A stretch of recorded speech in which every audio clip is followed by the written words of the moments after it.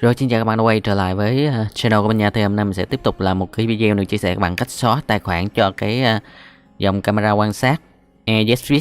Đó, các bạn có thể áp dụng cho tất cả các dòng EasyFit nha.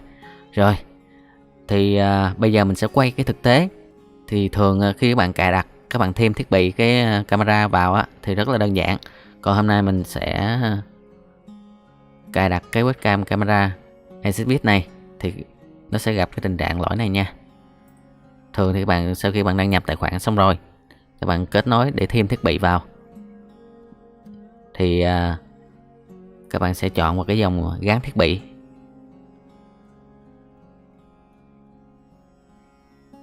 Rồi các bạn sẽ chọn vào cái dòng camera.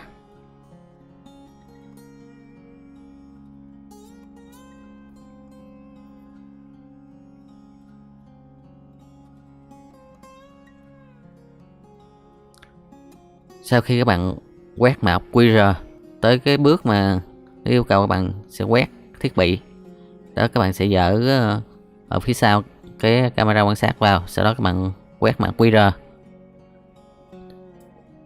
đó thì nó sẽ báo thiết bị đã được thêm. Đó thì khi các bạn mua thiết bị, có thể là người bán hoặc là người dùng họ đã cài cái thiết bị này rồi.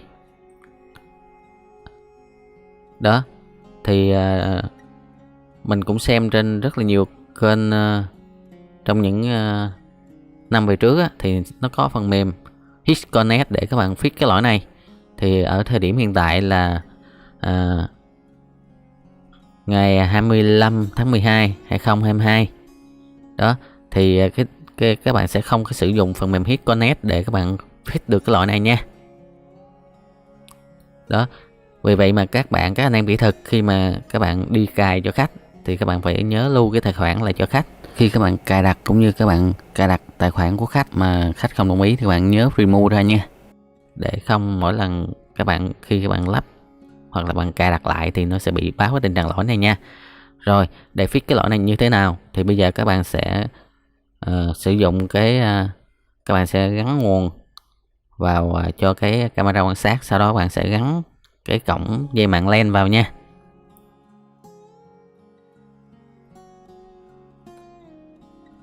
Đó, sau đó các bạn sẽ sử dụng một cái laptop hoặc là máy tính cũng được nha. Và đặc biệt là lưu ý là các bạn phải sử dụng chung lớp mạng để khi bạn cài phần mềm để cho nó quét ra cái thiết bị camera này nha. Đó, bây giờ mình sẽ hướng dẫn các bạn cách reset tài khoản bị gắn thiết bị của cái dòng camera EasyFit nha.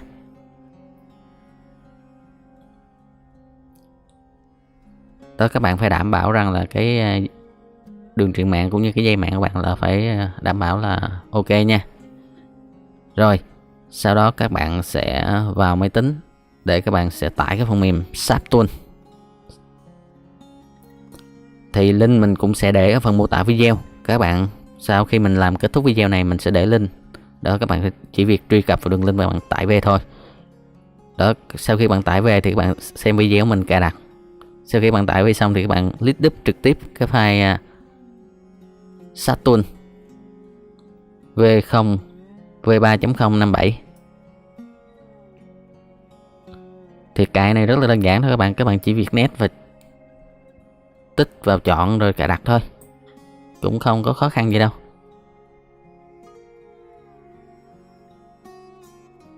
Thì đây là cái cách fix lỗi mới nhất mà mình nghiên cứu để mình giúp các bạn khắc phục cái lỗi cái dòng camera EasyFit bị gắn thiết bị. Đó, sau khi các bạn cài xong á thì nó sẽ tự tìm thấy cái thiết bị camera của bạn nha, CSC6N nha. Rồi sau khi các bạn cài đặt xong á thì cái góc bên phải có cái chữ Forgot Password thì các bạn sẽ chọn vào cái dòng Forgot Password nha các bạn. Rồi các bạn sẽ chọn vào Export. Các bạn sẽ chọn vào cái dòng Export để xuất file XML. Sau đó các bạn sẽ chọn đường dẫn để lưu cái file XML này. Đó, các bạn lưu desktop hoặc là OD bất cứ nơi đâu để các bạn nhớ nha. Rồi mình sẽ lưu ngoài desktop, mình sẽ để tên để mình nhớ.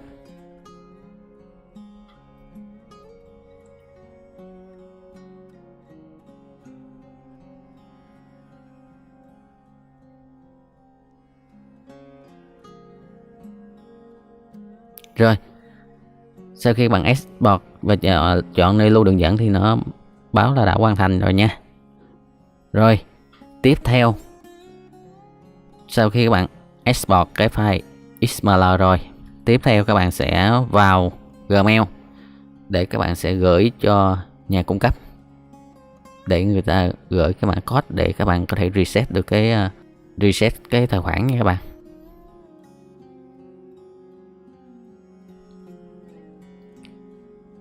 Rồi bây giờ các bạn sẽ sử dụng một cái Gmail của bạn. Các bạn sẽ truy cập vào Gmail.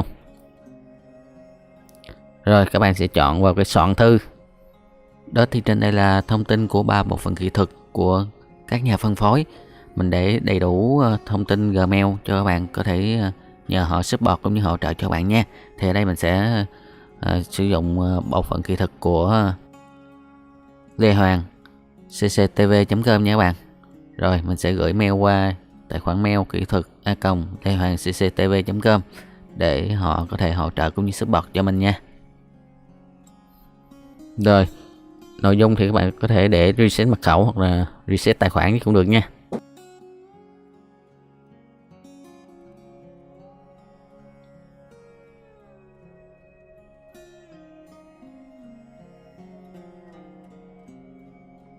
Rồi các bạn sẽ chọn cái đính kèm cái file XML các bạn vừa export ra.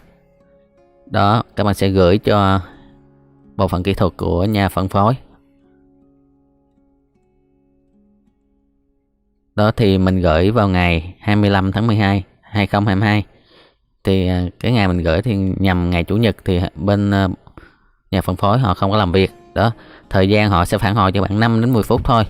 Nhưng mà tại vì mình gửi vào ngày Chủ nhật cho nên là cái phản hồi phải qua ngày hôm sau. Đó các bạn thấy, ngày hôm sau ngày 26 tháng 12 2022 thì sáng hôm sau thì mình nhận được cái mail phản hồi của nhà phân phối.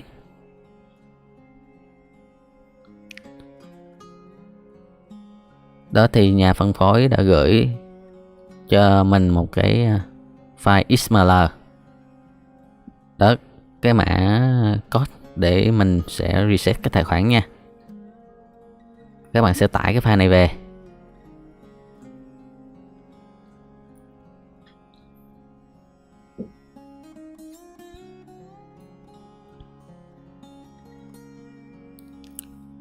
Các bạn sẽ tải cái file XML của bộ phận kỹ thuật của nhà phân phối họ đã gửi cho các bạn.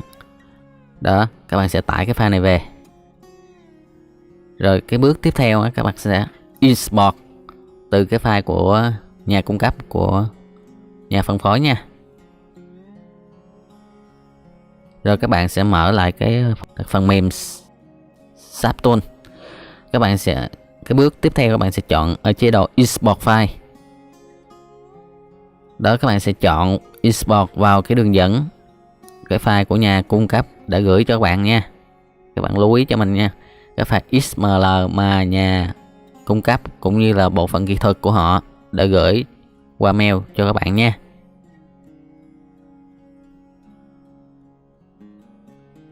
Các bạn sẽ chọn vào cái đường dẫn cái file XML của nhà cung cấp hoặc là bên bộ phận kỹ thuật của nhà cung cấp họ đã gửi cho các bạn.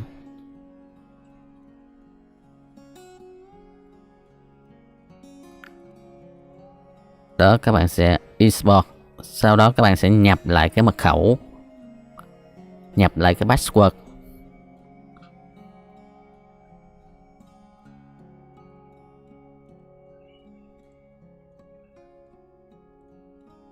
Thì khi các bạn nhập cái password hoặc là mật khẩu, các bạn lưu ý cho mình thường hay các bạn hay gõ tiếng Việt khi các bạn đánh vào nó không có hiển thị cho các bạn xem thì các bạn có thể những trường hợp nó sẽ ra dấu. Đó, vì vậy mà khi các bạn đánh password thì các bạn sẽ đánh nốt ở ngoài coi các bạn đánh đúng hay chưa.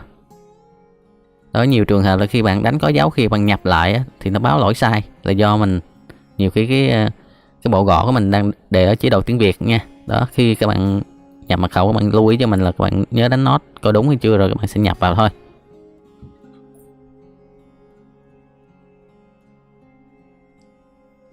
Đó, khi bạn đánh nốt ở ngoài đúng rồi các bạn nhập vào sẽ là chính xác, không phải sợ gì cả. Rồi các bạn sẽ nhấn vào config. Sau khi các bạn reset thành công thì nó sẽ báo các bạn thông báo đã thành công rồi nha các bạn. Rồi như vậy là mình đã reset cái tài khoản Exit thành công. Rất là đơn giản nha các bạn.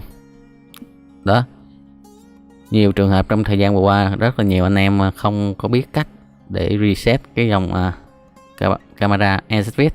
Thường khi các bạn gửi vào hãng á, thì họ sẽ giữ các bạn khoảng 1 tháng thì bạn mới lấy được cái webcam này lại nha.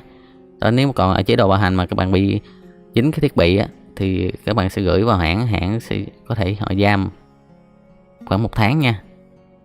Đó, còn khi các bạn biết cách rồi, các bạn chỉ gửi cho bộ phận kỹ thuật của nhà cung cấp thì trong vòng 1-2 tiếng thì các bạn sẽ reset, tự các bạn làm, tự các bạn reset luôn. Đó, không cần phải gửi cũng như là không phải mất thời gian giam cái webcam để bảo hành cho bạn. Rồi bây giờ mình sẽ tiến hành cài đặt lại thôi. Thì các bạn lưu ý khi bạn cài cái webcam, cái camera mà nó báo đèn đỏ nhấp nháy thì bạn sẽ nhấn vào nút reset để cho nó nhận lại cái trạng thái về ban đầu. Các bạn sẽ reset cho nó là về mặc định ban đầu, là cái đèn màu xanh nhấp nháy là các bạn sẽ cài đặt được nha.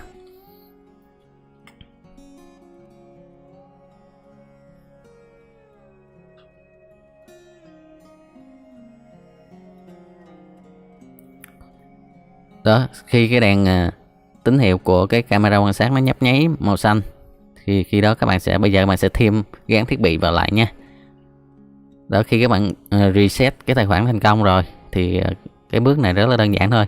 Các bạn cũng làm lại những cái bước cũ. Các bạn quét cái mã QR. Đó, khi các bạn reset thành công thì nó sẽ không có báo cái thiết bị bị gán nữa nha. Đó, nó sẽ vào thẳng luôn. Rồi các bạn quét là nó sẽ ra cái thiết bị của các bạn luôn. Rồi các bạn sẽ tích chọn vào đã bật nguồn thiết bị.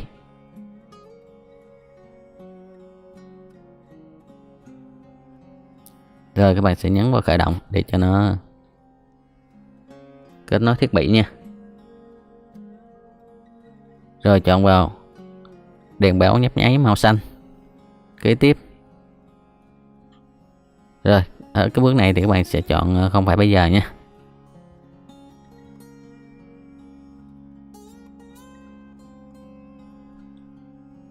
Này nó chỉ báo thiết bị các bạn chấp nhận bật cái thiết bị thôi. Bước tiếp theo thì các bạn sẽ chọn cái wifi thiết bị. Ví dụ nhà các bạn có nhiều thiết bị wifi thì các bạn phải chọn cái thiết bị nào gần cái camera của bạn nhất, cũng như là cái sóng tốt nhất để cho cái camera nó thu sóng tốt nha. Sau đó các bạn sẽ nhập cái mật khẩu của wifi nhà các bạn vào.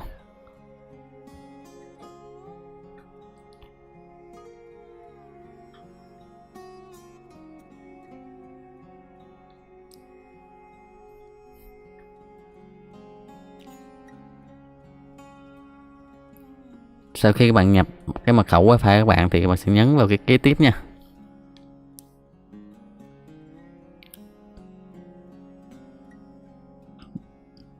Rồi các bạn sẽ tích vào cái wifi của camera nha, Exit. Rồi như vậy là cài đặt thành công. Rồi các bạn sẽ chọn cái địa điểm. Các bạn có thể phòng ngủ, bếp, phòng khách. Đó, các bạn tùy chọn của các bạn nha. Rồi các bạn sẽ nhấn vào kế tiếp.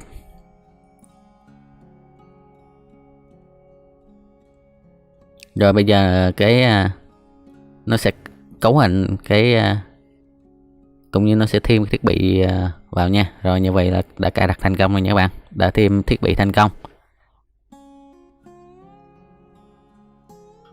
Đó, mình đã reset cái tài khoản bị dính tài khoản thiết bị, đã reset thành công rồi nha các bạn. Rất là đơn giản mà không phải mất thời gian, cũng không phải mất phí gì cả. Đó, mọi chi tiết cũng như phần mềm thì mình sẽ để link ở phần mô tả video. Các bạn có thể vào phần nội dung mô tả của mình để các bạn truy cập đường link. Đó, thì sau thời gian mình nghiên cứu thì ngày hôm nay mình đã nghiên cứu ra cái cách để giúp các bạn khắc phục cái tình trạng camera quan sát Exit, các dòng Exit bị dính tài khoản. Đó, thì hy vọng cái video này sẽ giúp các bạn hình dung cũng như sẽ giúp các bạn khắc phục được cái lỗi này. Đó, thì nếu các bạn thấy cái video này của mình hay và hữu ích thì các bạn nhớ like và các bạn nhớ nhấn vào chuông đăng ký để luôn luôn cập nhật được những cái video mới nhất trên kênh Vi Tính Huynh Làm của mình nha. Đó, mình sẽ tiếp tục thường xuyên ra những cái video hay và hữu ích tiếp theo. Các bạn chỉ việc nhấn vào chuông đăng ký thì ở những video tiếp theo thì các bạn sẽ nhận được cái thông báo từ kênh của mình nha. Rồi, mình xin kết thúc video tại đây và hẹn gặp lại các bạn ở những video mới nhất nha. Chúc các bạn thành công nha.